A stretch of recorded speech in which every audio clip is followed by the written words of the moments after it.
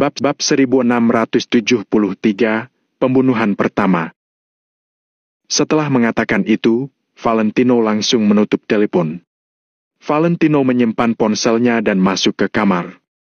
Ketika dia keluar, jaket kulit hitamnya sudah membungkus tubuhnya. Jaket kulit gelap, seperti zirah besi hitam yang membuat aura membunuh Valentino lebih mengerikan lagi. Ditambah dengan wajah dingin tanpa ekspresi Valentino, siapapun bisa merasakan aura membunuh yang terpancar dari tubuhnya. Pada saat ini, Valentino masih memegang sebuah mangkuk emas di tangannya. Baskom emas kecil ini diberikan oleh Master Hardy ketika dia berada di kuil tanpa nama. Artinya, setelah Valentino selesai mengurus masalah kota Kamer, dia sudah bisa keluar dari semua permasalahan. Sekarang, Valentino menatap mangkuk emas di tangannya dan tiba-tiba merasa sangat ironis. Aku tidak ingin seperti ini lagi. Tapi apakah kalian bersedia memberiku kesempatan ini?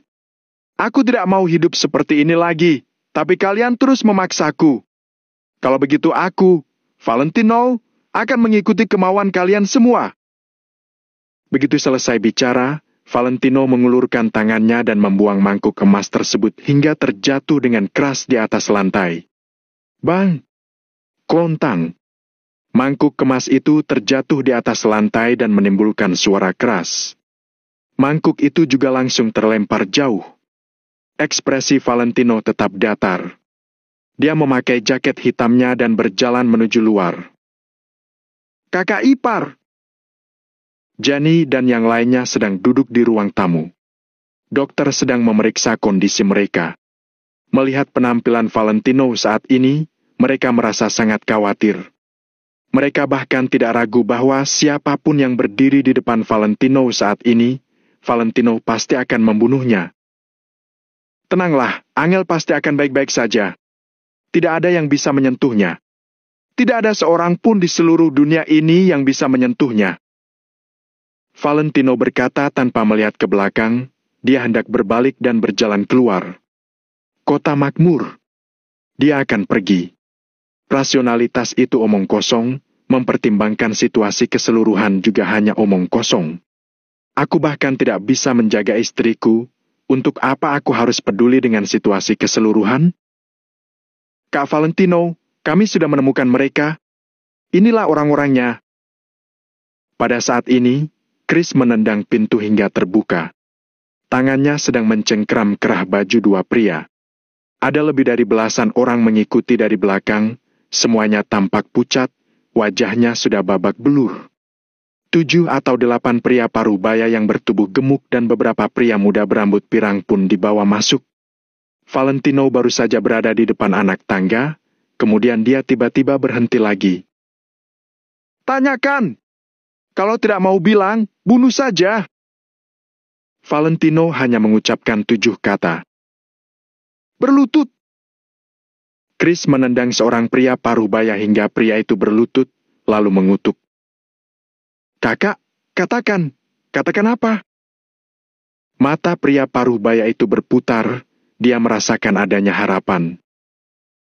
Jangan membuatku mengulangi perkataanku, kata Valentino. Kak, aku benar-benar tidak tahu apa yang ingin kalian tanyakan. Pria parubaya itu menundukkan kepalanya sambil menjawab. Bagus. Valentino mengangguk ringan, lalu langsung melangkah maju. Syung! Pedang baja di tangan Chris langsung diambil alih oleh Valentino. Pria parubaya itu terbelalak dan berteriak dengan suara bergetar. Kak Valentino, jangan emosi dulu. Aku akan mengatakannya. Sudah terlambat.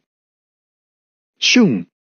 Pedang baja setinggi 5 kaki itu menebas dengan cepat dan kuat. Kilau pedang sangat terang, cahaya dingin dari pedangnya melesat dengan cepat, darah segar pun terciprat kemana-mana. Fut! Pedang panjang itu menebas secara horizontal, bahu pria paruh baya itu langsung ditebas sedalam beberapa sentimeter. Kakak, sakit! Pria paruh baya itu sontak berguling-guling di atas lantai. Darahnya langsung mengalir dan mewarnai lantai menjadi merah. Saat kamu menyusup ke Villa Cloud, kamu sudah melakukan kejahatan besar. Pada saat ini, Valentino seperti dewa pencabut nyawa. Ekspresinya sangat dingin, sorot matanya dipenuhi makna kejam dan amarah. Tanpa basa-basi, Valentino menebas pria itu lagi. Fut! Pedang baja diayunkan lagi, darah langsung muncrat seperti air mancur. Satu tebasan itu langsung mengenai tenggorokannya. Banyak darah segar yang terciprat ke tubuh Valentino. Darah merah terkena jaket kulit hitam dan kemeja putih di dalamnya. Kemeja seputih salju itu langsung berwarna merah berdarah. Ugh! Pria paruh baya itu menutupi leher dengan kedua tangannya, tapi dia masih tidak bisa menghentikan darah yang mengalir keluar. Plap!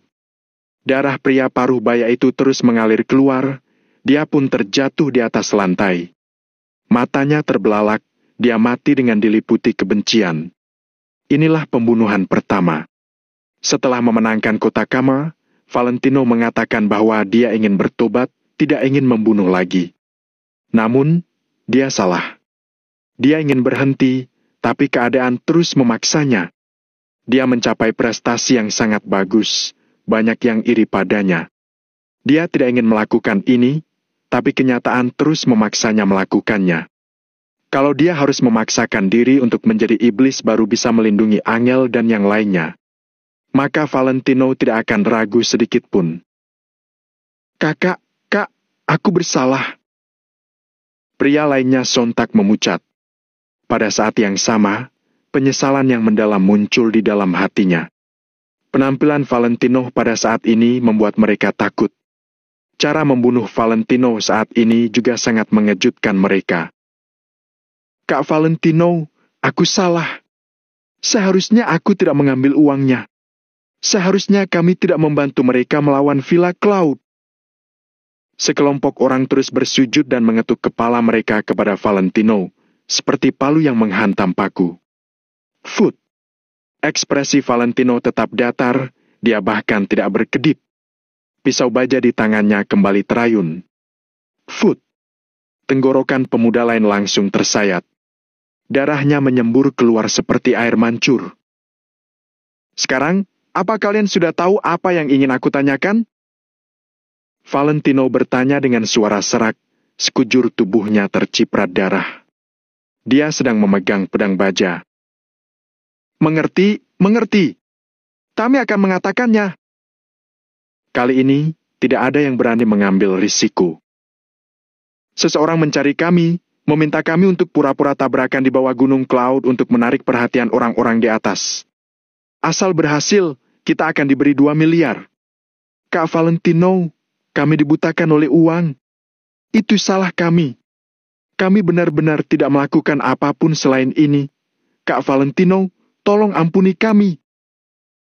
Belasan orang itu berlutut di atas lantai, bersujud dan memohon Valentino untuk berbelas kasihan.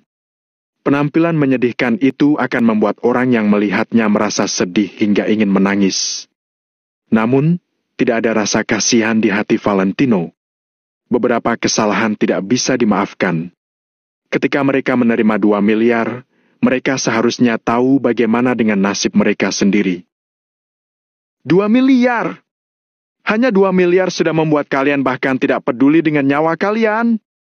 Nama Valentino bahkan tidak lebih besar dari 2 miliar. Valentino tiba-tiba menghela napas, lalu menampakkan sebuah senyuman gila di wajahnya. Sambil tertawa, Valentino mengangkat pedang baja dengan perlahan, kemudian memegang gagang pedangnya dengan tangan lainnya. Tangannya terkepal pada gagang pedang.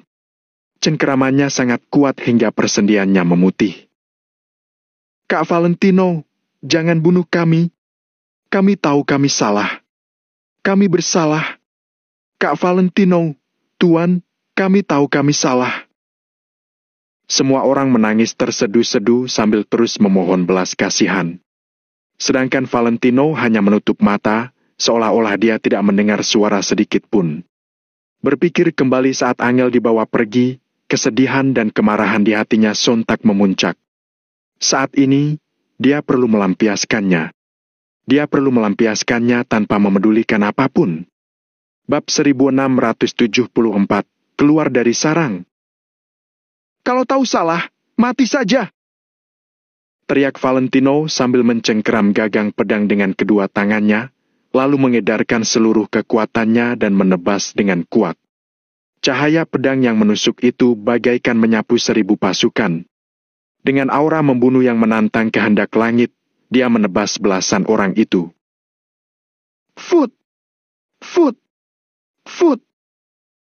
Satu demi satu, suara menebas daging pun terdengar. Darah yang terus muncrat seperti beberapa air mancur yang dihidupkan bersamaan. Darah mengalir deras, membuat pakaian Valentino yang sudah diwarnai merah karena darah, kini menjadi warna merah tua. Bau darah yang menyengat pun tercium. Dalam satu tebasan, 7 atau 8 orang itu langsung terjatuh sambil memegang leher mereka. Sampai mereka mati, mereka tidak mengerti kenapa 2 miliar itu begitu berbahaya. Masih tersisa 5 atau 6 orang yang masih berlutut di atas lantai. Mereka seolah-olah mereka baru disetrum listrik, wajah mereka sangat pucat. Bahkan ada 2 pemuda yang kencing di celana karena ketakutan. Haf! Valentino menghembuskan napas panjang, lalu bertanya dengan suara yang dalam. Apakah kalian tahu siapa mereka? Ya, seseorang berbicara dengan aksen dari kota makmur. Seorang pemuda berambut pirang menjawab dengan gemetaran. Hati Valentino seketika hening. Benar saja. Pelakunya di kota makmur.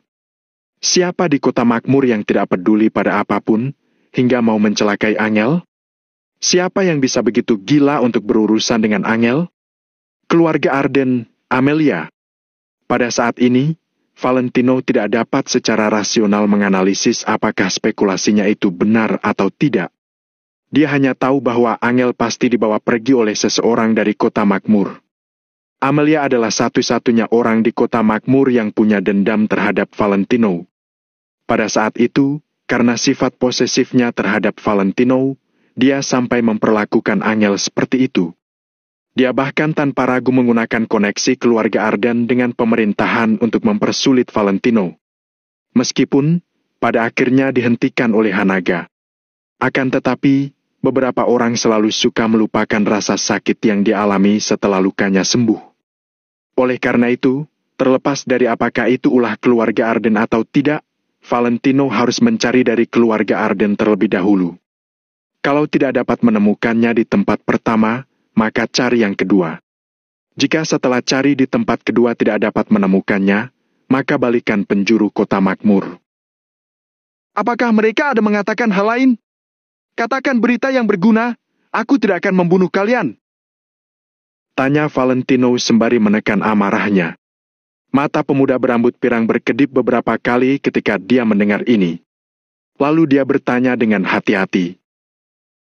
Kak Valentino, kamu tidak akan membunuhku kalau aku mengatakannya? Kamu tidak berhak untuk bernegosiasi denganku. Sorot mata Valentino menjadi dingin. Ya, aku akan mengatakannya. Aku mendengar mereka bilang keluarga Arden dan semacamnya.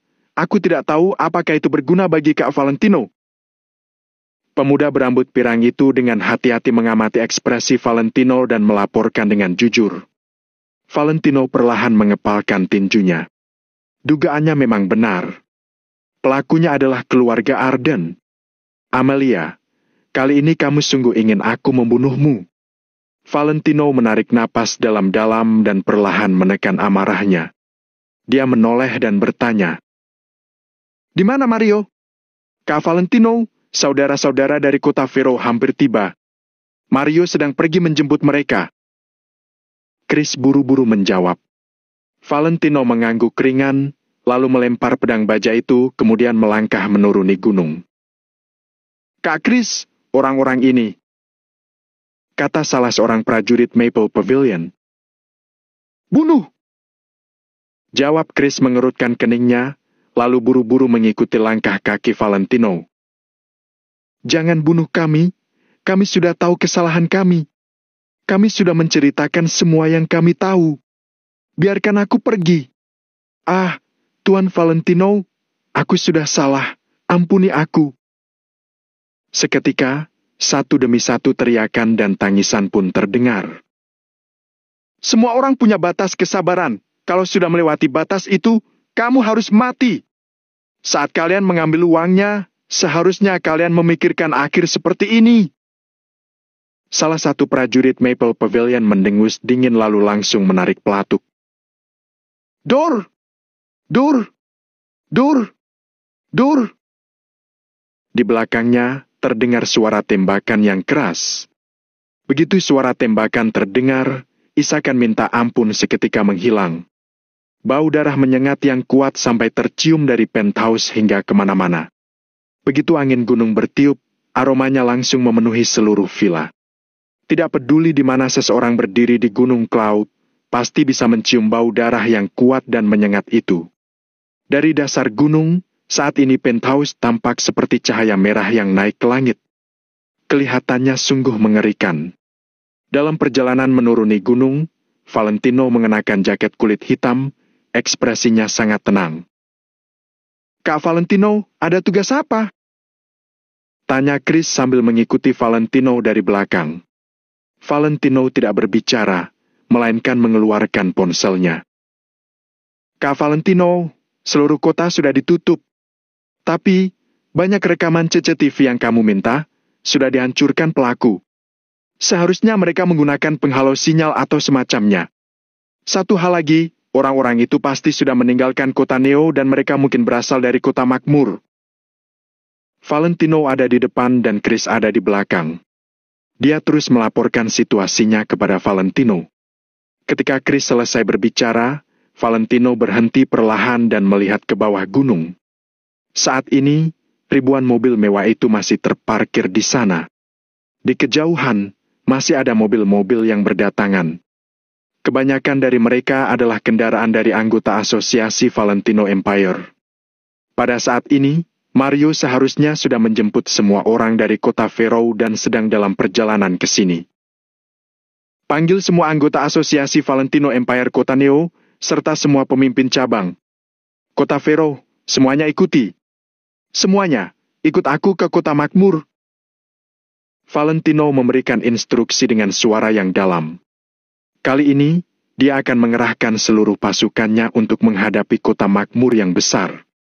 Dunia mengatakan bahwa Valentino adalah raja cupu yang hanya mengandalkan Angel untuk membangun koneksi dengan keluarga Yoanda dari kota makmur. Demi Angel, dia bisa mengabaikan rumor itu. Namun, sekarang Angel dalam masalah, dia akan membiarkan mereka semua melihatnya. Apa dia sungguh tidak berani menyinggung kota makmur? Untuk Angel seorang, dia rela mengacaukan dunia. Di kota makmur yang besar ini, dia akan menciptakan kekacauan yang mengerikan. Coba tanya, siapa yang bisa menahannya? Siapa yang berani menahannya? "Baik." Ketika Chris mendengar instruksi Valentino, dia sama sekali tidak ragu dan langsung mengiyakannya. Dia tahu jelas betapa gilanya keputusan Valentino. Dia ingin mengacaukan kedamaian kota makmur. Namun, bagi Chris, jika Valentino ingin menggila, maka Chris akan menggila bersamanya. Jika Valentino kehilangan akal sehatnya, maka dia akan menemani Valentino kehilangan akal sehatnya bersama. Hal ini yang disebut sebagai saudara. "Brengsek!" Chris meludah dengan getir. "Hari ini, tidak peduli siapa pelakunya, Kak Valentino, kalau kamu memintaku membunuhnya, tapi aku tidak berani menembak, maka aku adalah seorang bajingan." Chris mengumpat, setelah itu langsung menghubungi anggota untuk memberi perintah. Di sisi Valentino, dia juga menemukan nomor telepon Hanaga dan langsung menghubunginya. "Halo, Valentino?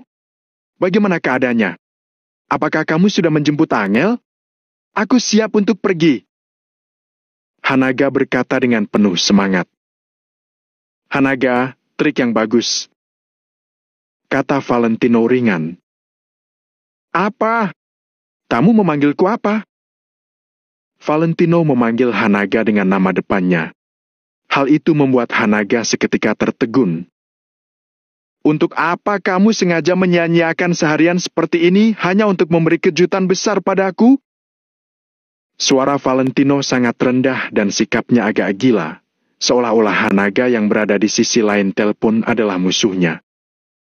Apa yang kamu bicarakan? Sih, kamu gila, ya? Hanaga mengernyit. Valentino mengembuskan napas dengan perlahan dan berkata ringan. Aku mau pergi ke kota makmur. Tidak peduli siapa itu, aku akan membunuh siapapun yang menghentikan aku. Kalau keluarga Arden menghalangiku, aku akan membunuh keluarga Arden. Kalau keluarga Yoanda menghentikanku, aku akan menghancurkan keluarga Yoanda. Kalau kota makmur menghentikan aku, maka aku akan membantai kota makmur. Valentino langsung menutup telepon dan mematikan ponselnya. Mulai sekarang, dia tidak perlu menerima panggilan siapapun, dia juga tidak perlu mendengarkan nasihat siapapun. Aku pernah muda dan bertindak sembrono. Aku juga tidak tahu apa artinya pemenang bagaikan seorang raja. Aku hanya tahu mata harus dibayar dengan mata.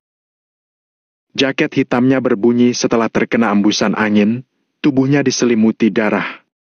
Valentino berdiri tegak di atas gunung bagaikan sebuah tiang. Hari ini, kota makmur ditakdirkan terjadi sebuah pembantaian massal. 1675, tegas. Saat mendengarkan percakapan antara Valentino dan Hanaga, Chris ingin mengatakan sesuatu. Namun, dia akhirnya tetap diam saja. Saat ini, Chris paham kalau pikiran Valentino sama sekali tidak tenang. Kemungkinan besar, Valentino sudah gila. Selain Angel, orang lain menjadi musuh di matanya. Siapapun yang mungkin berhubungan dengan masalah Angel akan diingat oleh Valentino untuk diurus satu persatu. Sepertinya agak terlalu berlebihan mengatakan Valentino tidak mengenali siapapun. Namun, dia sekarang tidak bisa berpikir dengan kepala dingin. Meskipun Chris tidak punya banyak pengalaman dalam percintaan, dia masih bisa memahami perasaan Valentino yang melakukan apa saja demi kekasihnya. Kamu adalah orang yang paling kucemaskan. Jika ada yang menyentuhmu, aku akan membantai dunia ini. Selain kamu, semua orang itu musuh bagiku. Demi kamu, aku bersedia menjadi musuh seisi dunia. Jadi, kenapa tidak? Kak Valentino, aku akan menemanimu entah apa yang terjadi. Chris berdiri di belakang Valentino, lalu berbisik dengan sungguh-sungguh. Wis! Angin gunung yang sangat kencang menerpa badan. Di tengah suara deru angin, Valentino berdiri dengan raut muka yang terlihat dingin. Jaket kulit yang seperti zirah besi hitam terus bergoyang mengikuti tiupan angin kencang. 20 menit lagi, kita akan berangkat. Perkataan Valentino itu seperti titah seorang raja. Dengan perintah itu, semua orang segera bergerak. 20 menit kemudian, semua mobil sudah terparkir di kaki Gunung Cloud. Ada prajurit Maple Pavilion, anggota asosiasi Valentino Empire, dan ada banyak bawahan Valentino. Semua anggota sudah siap dan berkumpul bersama di tempat itu. Mereka sedang menunggu perintah Valentino. Valentino menuruni gunung, Chris pun mengikuti dengan cermat. Semuanya, masuk ke mobil dan berangkat ke kota makmur. Chris berteriak keras sampai suaranya terdengar ke kejauhan. Semua orang tidak berani menunda, mereka langsung melangkah memasuki mobil. Saat ini, tidak ada gunanya banyak bicara. Meskipun Valentino hanya diam saja, orang-orang ini bisa merasakan aura dingin yang mengerikan terpancar dari tubuh Valentino. Tidak peduli apapun yang mereka katakan, semua itu sia-sia saja. Lakukan saja. Semua orang seketika naik ke dalam mobil, menyalakan kendaraan dan siap berangkat kapan saja. Kak Valentino, kita punya bahan bakar yang tersisa dari helikopter. Kalau kita pergi ke kota makmur, bahan bakar ini seharusnya sudah cukup. Seorang prajurit Maple Pavilion menghampiri Valentino tanpa banyak bertanya. Dia langsung mulai melaporkan situasi. Valentino mengangguk. Saat ini, Mario juga datang bersama Dani. Kak Valentino, orang-orang dari kota Vero telah tiba. Mario juga langsung mulai melapor. Kalau begitu, ayo kita pergi. Valentino mengangguk, lalu berjalan menuju helikopter. Meski Valentino sudah lama tidak bertemu dengan Dani dan yang lainnya, dia tidak punya waktu untuk berbasa-basi saat ini. Wung! Wung! Wung! Baling-baling helikopter mulai berputar dengan cepat. Angin kencang meniup jaket hitam yang dipakai Valentino. Mata semua orang terpaku pada Valentino. Mata mereka menatapnya dengan antusias sekaligus cemas. Pertempuran ini akan sulit. Pertempuran ini sudah tidak bisa dijelaskan dengan kata-kata. Apa sulitnya bertindak seenaknya di kota makmur yang merupakan ibu kota negara Nagon? Hal terpenting adalah kedatangan Valentino ke kota makmur demi menemukan Angel. Sebelumnya, Valentino menjatuhkan kota Kamo dengan mudahnya karena dia mendapat bantuan dari keluarga Yoanda kota makmur. Namun, kali ini, keluarga Yoanda dari kota makmur saja berada di sisi yang berlawanan dengan Valentino. Saat ini, Valentino seperti perahu di laut. Badai, hujan deras dan gelombang tsunami sedang mendatanginya. Namun, Valentino sudah merasa sangat putus asa. Dia menjadi gila tanpa adanya Angel. Namun, kota makmur tetap saja kota makmur. Dengan banyak orang di kota itu, tidak ada yang berani menebak bagaimana hasilnya. Bahkan, bisa tidaknya Valentino kembali setelah perjalanan ke sana masih belum diketahui. Jika Valentino bisa kembali, dia pasti membawa Angel bersamanya. Jika dia tidak bisa kembali, itu berarti semua anggotanya sudah musnah. Entah apa yang terjadi, Valentino tidak akan berhenti. Kalau kota makmur itu surga, Valentino akan melawan surga itu. Berapa banyak lagi orang yang kita miliki di segitiga emas? Setelah berjalan sebanyak 2 langkah, Valentino tiba-tiba berhenti lagi dan menoleh untuk bertanya kepada Chris. Kak Valentino, ada 137.000 orang di sana selain dari yang ada di sini. Seru Chris menjawab pertanyaan Valentino. Valentino mengangguk sambil berkata, semuanya bersiaplah dan tetap siaga. Jika kita tidak bisa kembali hari ini, biarkan semua anggota asosiasi Maple Pavilion terus berjuang. Siapapun yang menghalangi jalan akan dibunuh, mempersembahkan darahnya untuk kita. Setelah berbicara, Valentino sudah melangkah masuk ke helikopter. Valentino dan yang lainnya akan terus bertempur. Mereka tidak akan kembali kalau musuh belum musnah. Tidak ada jalan mundur sama sekali. Wung! Wung! Wung!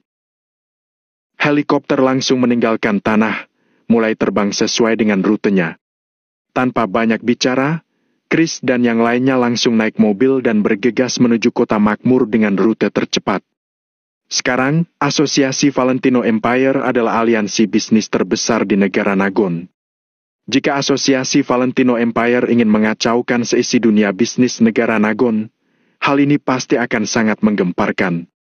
Masing-masing puluhan ribu prajurit Maple Pavilion sudah bersenjata lengkap.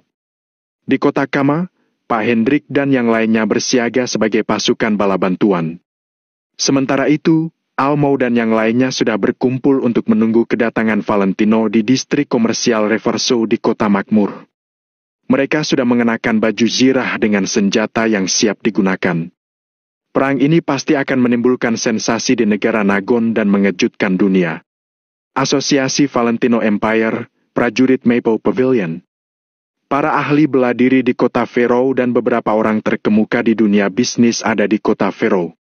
Selain itu, ada tulang punggung distrik komersial Reverso kota makmur yang membantu. Semua kekuatan ini berkumpul bersama, kekuatan yang ada di wilayah itu sudah mencapai batas maksimalnya. Di sisi lain, ratusan ribu prajurit Maple Pavilion di segitiga emas juga selalu bersiaga untuk bersiap menerima perintah. Hanya menunggu Valentino memberi perintah, semua anggota mereka akan siap menyerang. Namun, Hal yang terpenting dari kekuatan itu adalah menakuti musuh. Kalau mereka semua tidak terpaksa, mereka tidak akan menggunakan kekuatan mereka. Banyaknya kekuatan yang berkumpul bersama adalah kartu pemungkas Valentino. Selain itu, ini juga merupakan semua kekuatan yang dimiliki Valentino. Valentino tidak berharap terlalu banyak terhadap pihak kota Kama. Pertama-tama, orang-orang mereka baru saja mengikuti Valentino belum lama ini dan belum setia padanya. Ditambah lagi, Valentino menundukkan mereka secara paksa. Dia tidak mengharapkan mereka pergi ke kota makmur bersama dengannya. Oleh karena itu, Valentino bahkan tidak memberitahu orang-orang kota Kama. Dia langsung membawa orang pergi. Helikopter terbang di udara, diikuti oleh ribuan mobil di bawahnya. Chris dan Mario masing-masing mengendarai Mercedes-Benz G-Class untuk memimpin di depan. Para pejalan kaki dan kendaraan di jalan saling menghindar untuk membuka jalan bagi mereka.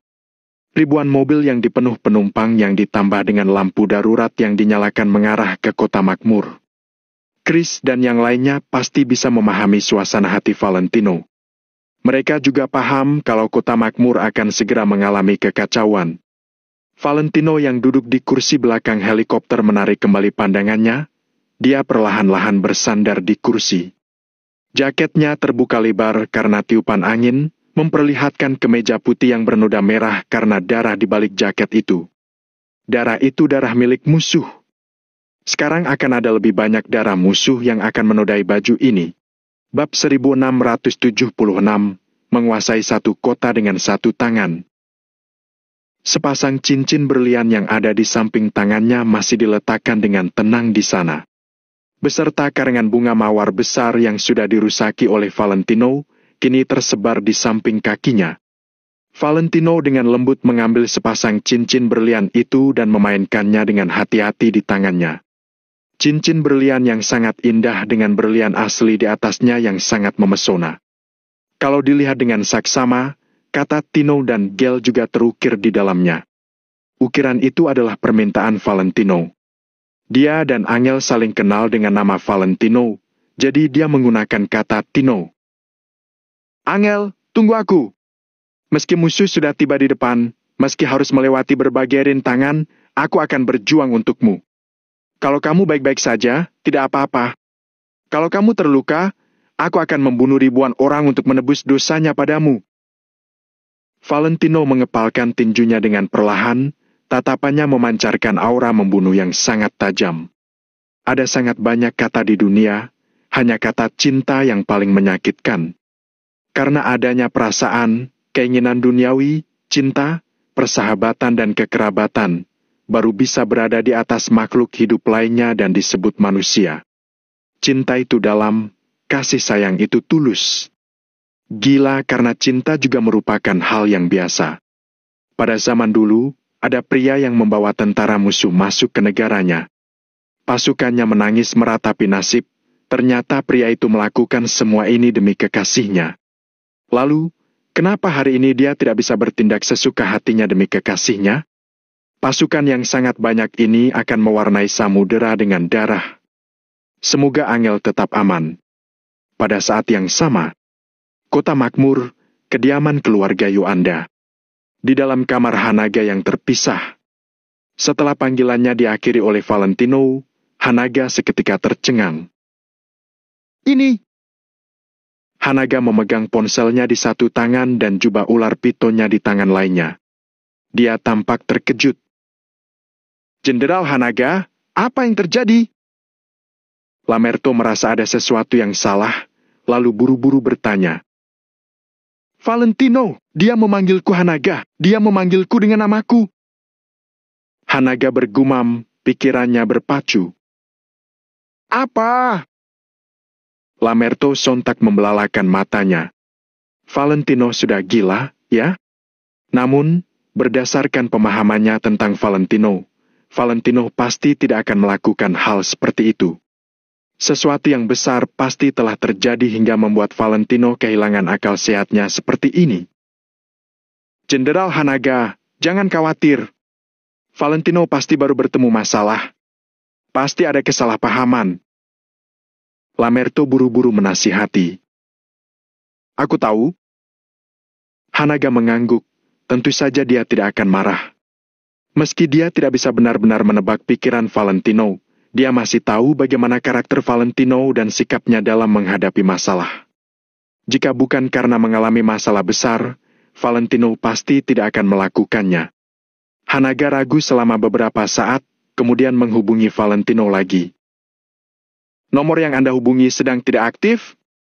Silakan coba beberapa saat lagi. Setelah beberapa kali menghubungi Valentino, yang terdengar adalah suara operator. Kota Neo. Apa yang terjadi di Kota Neo? Hanaga tiba-tiba bereaksi, lalu menoleh dan bertanya. Lamerto segera berbalik keluar, setelah itu dia segera kembali dalam waktu kurang dari 2 menit. Jenderal Hanaga, Kota Neo sudah kehilangan kontak. Benar. Seolah-olah semua orang telah menguap begitu saja dan sama sekali tidak dapat dihubungi sama sekali. Aku rasa Valentino mungkin akan melakukan sesuatu yang tidak dapat diperbaiki. Saat ini, jantung Lamerto berdetak lebih cepat lagi, matanya terbelalak. Bahkan orang yang diutus diam-diam pun dilenyapkan oleh orang lain. Di Kota Neo, siapa yang memiliki kemampuan seperti ini? Satu tangan menguasai sebuah kota. Siapa yang bisa melakukan penutupan penuh hingga tidak ada celah satupun? Jawabannya sudah jelas. Hanaga dan Lamerto saling memandang selama beberapa saat, lalu melempar jubah ular piton mereka kemudian berbalik dan berjalan keluar. Lamerto buru-buru menyingkir ke samping, menunggu Hanaga berjalan keluar sebelum mengikutinya. Langkah Hanaga menjadi lebih cepat. Dia langsung bergegas menuju ke halaman belakang kediaman keluarga Yuanda. Tuan besar! Hanaga tidak lagi tenang dan langsung menendang pintu. Pak Hanaga, mohon jaga sikap Anda. Ahli bela diri Parubaya langsung berhenti di depan Hanaga. Enyah! Lamerto mengumpat dengan marah, lalu segera mengeluarkan senjata api dan langsung menodongnya ke kepala ahli bela diri Parubaya itu. Perwira Lamerto! Aku yakin aku bisa mengalahkanmu sebelum kamu menarik pelatuknya. Di kediaman Tuan Besar Yuanda, siapapun tidak boleh menggunakan senjata. Aku harap kamu mengerti. Ahli bela diri Parubaya itu berkata dengan tenang dengan ekspresi datar ketika moncong pistol diarahkan ke kepalanya. Sudah kubilang nyahlah. Lamerto mengertakkan giginya, lalu hendak mengulurkan tangan untuk menyentuh pelatuknya. Sorot mata ahli bela diri Parubaya itu menjadi dingin, kemudian dia tiba-tiba memutar tubuhnya seperti seekor ular gesit. Brak! Shoot! Tanpa menunggu Lamerto bereaksi, ahli bela diri Parubaya itu bergerak sangat cepat. Telapak tangannya secepat kilat, membuat senjata api Lamerto terbang hingga beberapa meter jauhnya. Lamerto mendengus dingin, lalu mengerahkan kekuatannya dan melancarkan sebuah tinju. Bagaimanapun juga, Lamerto adalah seorang tentara. Tidak peduli kekuatan fisik atau kualitas tempurnya, dia jauh lebih kuat daripada orang biasa. Bahkan para veteran sekalipun, Lamerto bisa menjatuhkan 10 orang dengan mudah. Namun, Lamerto segera menyadari bahwa ketika menghadapi ahli bela diri Parubaya ini, kekuatan Lamerto bukan apa-apa. Dia bahkan tidak sempat bergerak. Lamerto hendak menggunakan teknik mengunci siku, tapi teknik itu belum sempat dilakukan, dia sudah diserang oleh ahli bela diri Parubaya itu. Bahu Lamerto pun dislokasi. Krak! Dengan suara yang tajam, lengan Lamerto langsung kesakitan. Dia dikalahkan dengan satu jurus. Ih! Lamerto menarik napas dalam dan mundur beberapa langkah. Saat ini, lengan kanannya terkulai, ada perasaan seperti ditusuk jarum yang membuatnya merasakan kesakitan. Hanaga menyipitkan matanya sambil menatap ahli bela diri Parubaya itu dengan serius untuk pertama kalinya. Bagi mereka yang berpengalaman di medan perang, mereka sebenarnya lebih percaya pada senjata api di tangan mereka. Namun, Hanaga bukanlah tipe orang yang berpandangan sempit. Dia tahu bahwa di dunia ini memang ada master seni bela diri sejati. Katakan saja di negara Nagon ini, ada kungfu Shaolin, kungfu Songshan dan kungfu Udang dan lain-lainnya. Semua itu adalah budaya seni bela diri yang diakui oleh seluruh negara Nagon. Akan tetapi Hanaga tidak menyangka bahwa ahli bela diri di samping Tuan Besar Yuanda ini begitu kuat. Ketika kekuatan Lamerto masih berada di puncaknya, dia sendirian bisa menjungkir balikan lebih dari 20 prajurit kekar. Kekuatan dan kecepatan reaksinya adalah yang terbaik dari yang terbaik. Namun, di depan ahli bela diri Parubaya ini, Lamerto bahkan tidak bisa menahan satu serangan pun. Hal ini benar-benar mengejutkan. Kali ini, aku baru saja menggeser sendimu. Kalau kamu berani lancang lagi, aku akan membiarkan bahumu hancur selamanya. Ahli bela diri Parubaya itu berhenti, lalu berkata dengan tenang di depan pintu halaman. Dia sendirian menghalangi pintu masuk halaman, tidak ada yang bisa masuk setengah langkah pun. Pandangan Hanaga semakin dingin. Dia hendak berjalan ke depan. Hanaga tidak peduli dengan ancaman dari ahli bela diri ini. Pak Hanaga, mohon jaga sikap Anda. Ahli bela diri Parubaya itu masih menghalangi pintu. Dengan statusnya, dia memang tidak berani sembarangan menyentuh Hanaga. Bagaimanapun, dia adalah seorang bawahan. Namun, di dalam hatinya, Tuan Besar Yuanda adalah atasannya. Jika ada eksistensi yang mengancam Tuan Besar Yuanda, tidak peduli siapapun itu, dia tidak akan ragu untuk membunuh orang itu. Bab 1677, memangnya dia itu siapa? Dia bisa merasakan bahwa daya tempur Hanaga sebenarnya jauh lebih baik daripada Lamertu. Walau begitu, dia tidak takut.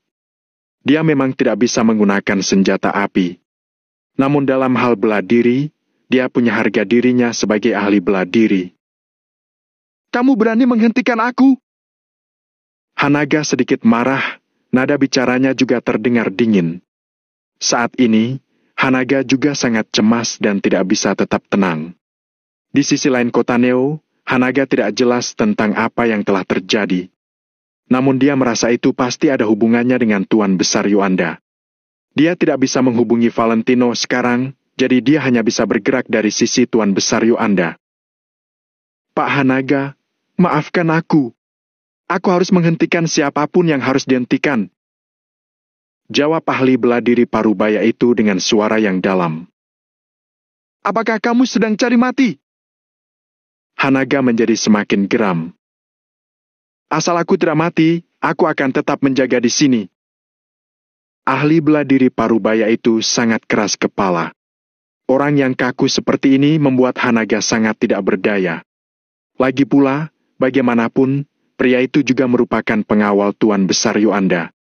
Jika Hanaga dengan paksa membunuhnya lalu menerobos ke dalam, itu sangat tidak baik, tidak benar dan tidak berbakti. Tuan Besar, jika kamu terus bersembunyi dan tidak keluar, kamu tidak mampu menanggung konsekuensinya.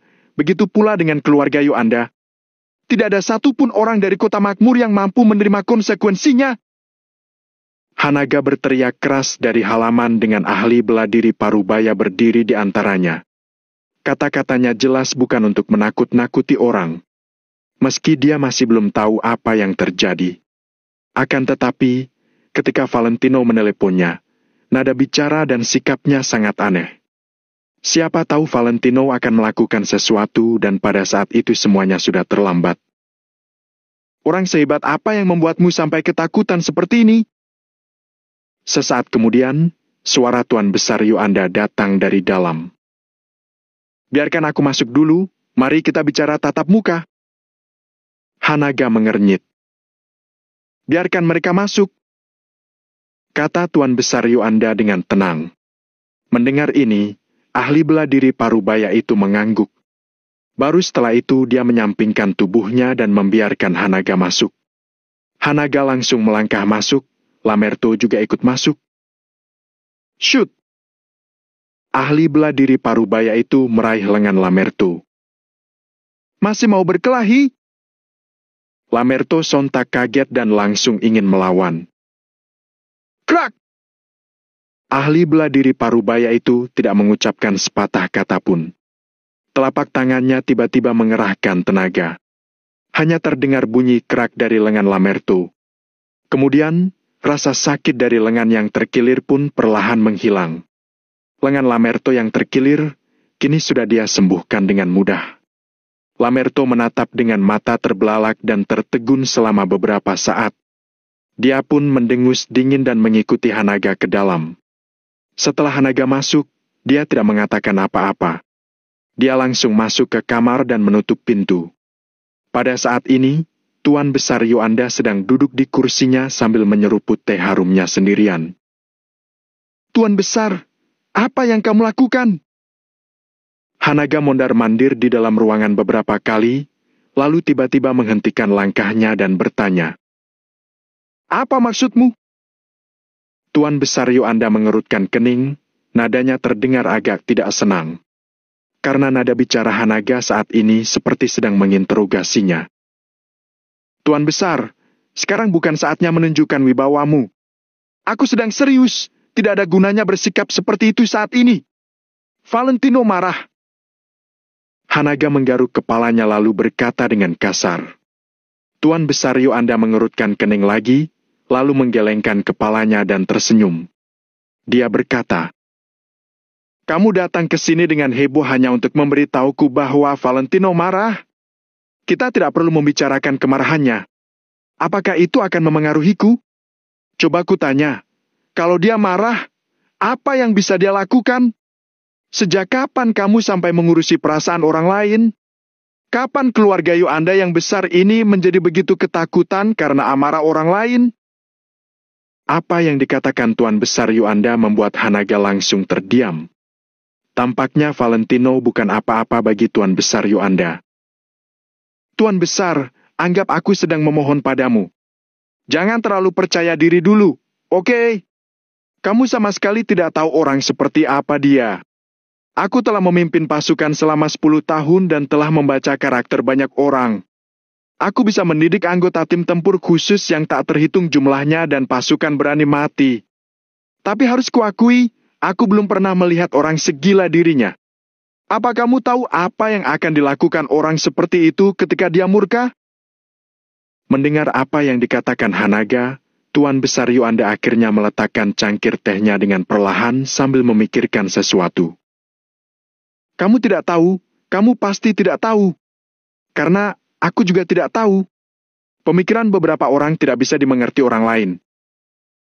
Tanpa menunggu Tuan Besar Yuanda berbicara, kembali Hanaga berkata.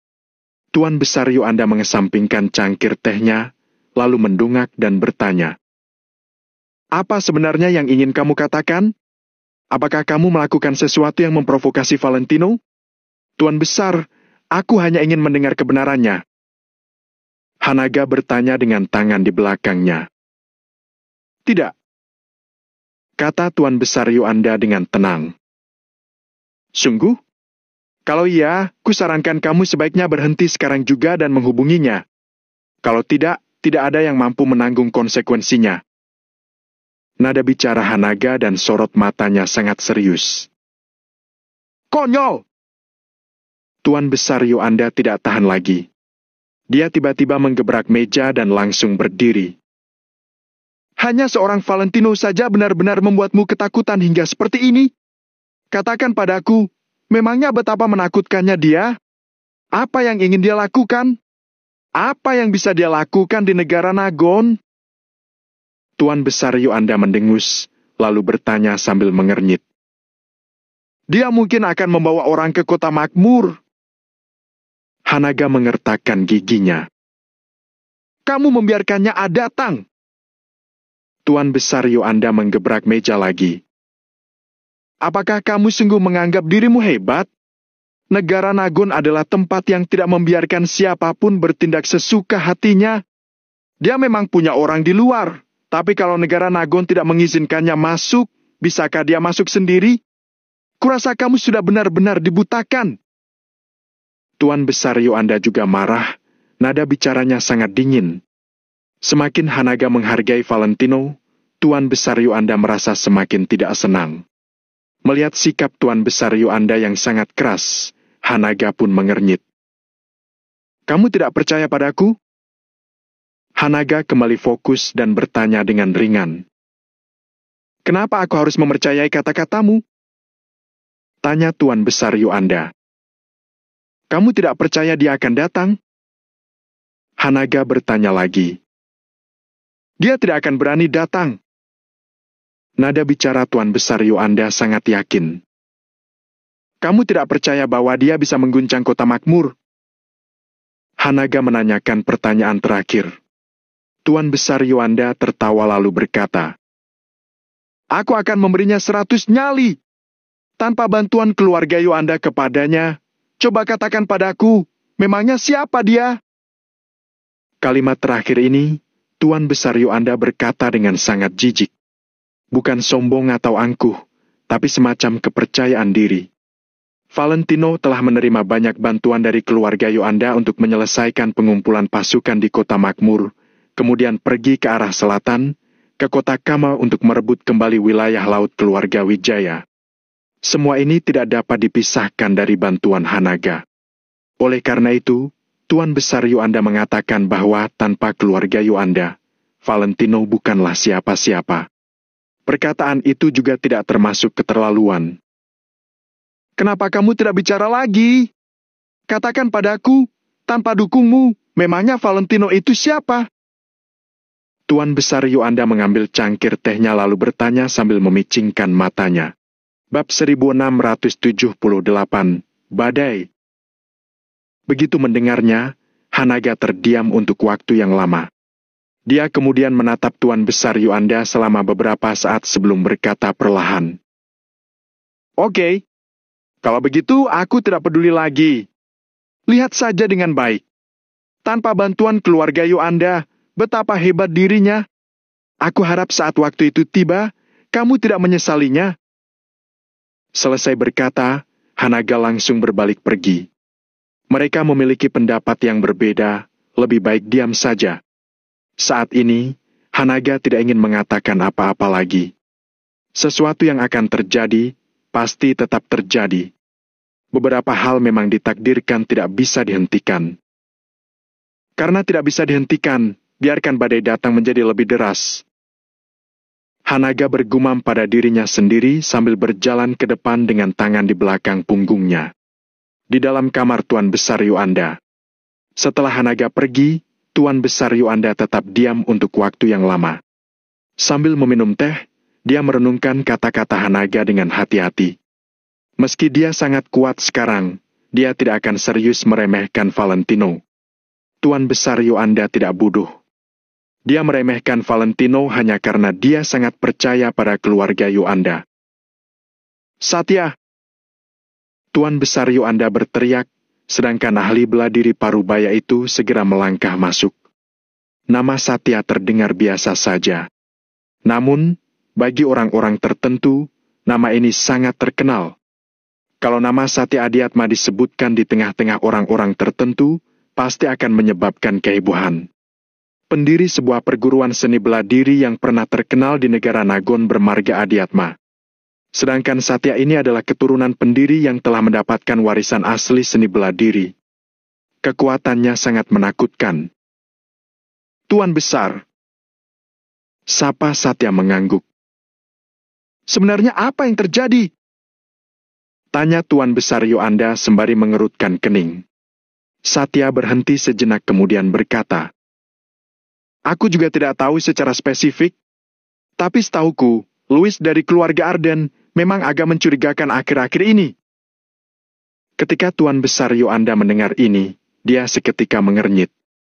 Pelayan Stefan, Louis, sudah diperingatkan oleh Tuan Besar Yuanda agar jangan ikut campur terhadap beberapa hal. Sekarang sepertinya Louis agak tidak patuh. Keluarga Arden pergi mencari masalah dengan Valentino? Tepat saat mengatakan ini, Tuan Besar Yuanda perlahan menggelengkan kepalanya lagi dan berkata, Tidak, keluarga Arden tidak akan sebodoh itu. Sekarang, dengan bantuan Hanaga, Valentino telah naik ke puncak kota Kamal dan menguasai beberapa kota. Jika kekuatan ini berkumpul di satu tempat, bahkan keluarga Arden dari kota makmur tidak akan berani sembarangan di depan Valentino. Jadi, mereka seharusnya tidak melakukan sesuatu yang memprovokasi Valentino. Tuan Besar Yuanda menganalisis sambil membelai jenggotnya dengan lembut. Tuan Besar, menurut Anda, apakah pelakunya adalah keluarga de Reyes? Satya bertanya setelah diam sesaat. Keluarga de Reyes? Tuan Besar Yoanda menyipitkan matanya lalu bertanya. Apakah keluarga de Reyes telah melakukan sesuatu akhir-akhir ini? Tidak. Mereka terus mempertahankan sikap rendah hati mereka dan hampir tidak pernah muncul di publik. Satya menggelengkan kepalanya. Ketika Tuan Besar Yoanda mendengar ini, dia pun menghela napas. Dari 3 keluarga besar di kota makmur, keluarga Yoanda adalah yang terkuat, keluarga de Reyes adalah yang kedua dan keluarga Arden adalah yang ketiga. Keluarga de Reyes merupakan keluarga terbesar kedua di kota makmur, tapi keluarga itu sudah tidak menampakkan diri sejak 20 tahun yang lalu, seolah-olah mereka telah menarik diri dari perselisihan di dunia ini. Tidak menampakkan diri, tidak ada kabar, seolah-olah kota makmur tidak ada yang namanya keluarga de Reyes. Banyak orang di kota makmur bahkan lebih sering mendengar tentang keluarga Limindo, keluarga Duni, keluarga Arine dan keluarga Winsley dari 4 keluarga kecil, tapi mereka bisa dibilang nyaris tidak tahu mengenai keluarga de Reyes. Semua ini karena keluarga de Reyes terlalu tidak menonjolkan diri. Meski keluarga Yoanda sangat kuat, masalah itu memang kesalahan keluarga Yoanda terhadap keluarga de Reyes. Selama ini, Tuan Besar de Reyes terus membenciku. Aku tahu itu. Ketika mengungkit masa lalu, Tuan Besar Yoanda mengernyit. Satya tidak menanggapinya. Ada beberapa hal yang hanya perlu dia dengarkan, kemudian dilupakan. Oleh karena itu, setelah Tuan Besar Yoanda mengucapkan kata-kata ini, ruangan menjadi sunyi sesaat. Tuan Besar, bagaimana kalau aku pergi keluar untuk mencari tahu? Sesaat kemudian, Satya berinisiatif untuk bertanya. Tuan Besar Yoanda melambaikan tangannya dengan perlahan, lalu berkata, lupakan saja, tidak perlu. Ini hanya masalah kecil, tidak perlu terlalu diperhatikan. Sampai saat ini, Tuan Besar Yoanda masih tidak percaya bahwa Valentino punya nyali untuk membawa orang dan membuat keributan di kota makmur. Hal itu jelas bukan sesuatu yang akan dilakukan orang normal. Dari awal sampai saat ini, aku tidak pernah menganggap Valentino hebat. Dia tidak memenuhi syarat untuk menjadi menantu dari keluarga Yoanda. Hei. Raut wajah Tuan Besar Yoanda tampak sombong. Ketika dia menyebut nama Valentino, nada dan sikapnya sangat meremehkan Valentino. Seolah-olah prestasi Valentino itu sangat tidak penting baginya. Tidak peduli apakah Valentino pergi ke kota Neo atau menguasai kota Kama, dia akan selalu menjadi sampah bagi Tuan Besar Yoanda. Keluarga Yoanda akan selalu menjadi eksistensi yang dihormati Valentino. Tuan Besar, Jenderal Hanaga sepertinya mengatakan kalau Valentino pasti akan membawa orang. Jadi haruskah kita? Satya menyarankan dengan lembut. Apa menurutmu Hanaga akan membantu? Mata Tuan Besar Yoanda menyipit. Ya. Jawab Satya dengan suara yang dalam. Mereka semua melihat betapa sayangnya Hanaga terhadap Valentino. Kalau Hanaga masih membantunya kali ini, maka nama Valentino benar-benar akan menjadi lelucon. Tuan Besar Yoanda mendengus dingin, wajahnya penuh dengan penghinaan. Hanaga sudah memberitahu Tuan Besar Yoanda bahwa bahkan tanpa bantuan keluarga Yoanda pun, Valentino dapat sukses dalam banyak hal. Jika saat ini Hanaga diam-diam membantu Valentino lagi, bukankah hal itu akan menjadi sebuah lelucon? Tuan Besar Yoanda bahkan merasa bahwa Valentino seperti lem setan yang menempel di tubuh keluarga Yoanda dan tidak bisa dilepaskan. Lalu, Tuan Besar, bagaimana dengan pihak kita? Melihat sikap Jenderal Hanaga, seharusnya masalah kali ini tidak kecil. Satya berpikir sejenak kemudian berkata dengan suara yang dalam. Ayo pergi. Aku akan berbicara dengannya sendiri. Selesai bicara, Tuan Besar Yoanda langsung berjalan keluar dengan tongkatnya. Pada saat ini, Hanaga mengerutkan keningnya sambil memikirkan sesuatu. Dia terus berjalan perlahan dan kadang-kadang berhenti. Mungkinkah sesuatu terjadi pada Angel? Kalau tidak, aku benar-benar tidak bisa memikirkan masalah apa yang bisa membuat Valentino begitu marah. Hanaga merasa sangat bingung. Dia jelas telah membuat pencegahan. Akan tetapi, sampai sekarang, dia bahkan tidak menerima laporan mengenai situasi aneh sedikit pun. Berita di kota Neo ditutupi oleh seseorang dan sama sekali tidak ada kebocoran. Di penjuru negara Nagon yang besar ini, masih ada orang yang bisa bersembunyi dari dunia dan melewati Hanaga untuk melakukan sesuatu? Jadi dia langsung teringat pada Tuan Besar Yuanda. Hanya saja sikap Tuan Besar Yuanda membuatnya sangat tidak nyaman. Kalau sesuatu benar-benar terjadi pada Angel. Berbicara tentang ini, sorot mata Hanaga sedikit berubah, sekujur tubuhnya memancarkan aura dingin. Jenderal Hanaga, bagaimana? Lamerto buru-buru bertanya. Hanaga menekan gejolak emosi di dalam hatinya dan berkata dengan datar. Kita perlu mencari tahu situasi di kota Neo secepat mungkin. Aku tidak peduli metode apa yang kamu gunakan, bahkan jika kamu harus pergi ke sana.